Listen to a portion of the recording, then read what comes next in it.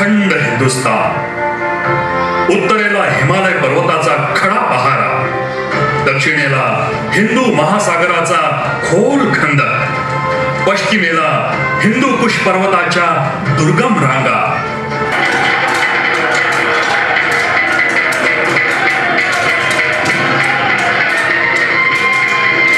भूषण दरबारात राजावर काव्याची उधळण करीत होता.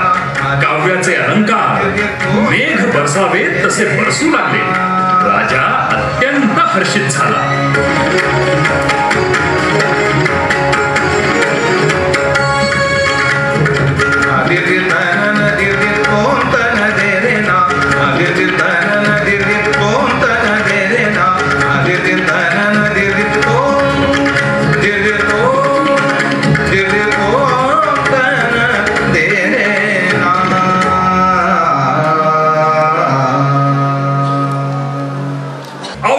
महाराष्ट्राचं भाग्य आपल्या गवेत घेऊन गुदमरून टाकण्यासाठी आपले विशाल बाहू पसरले.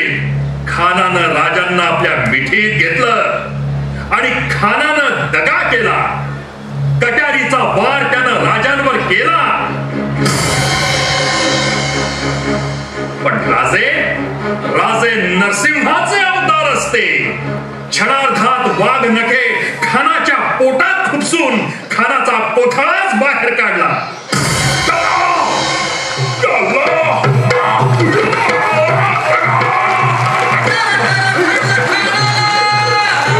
ईश्वर व्हा, राजे तख्ती बसावे.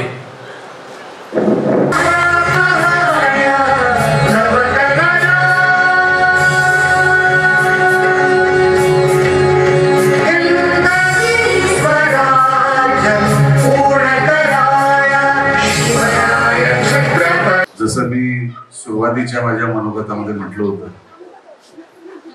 हा प्रयोग जेवढे उत्सुक समोर बसणारे त्यांना उत्सुकता होती त्याच्याहून जास्त मला होती.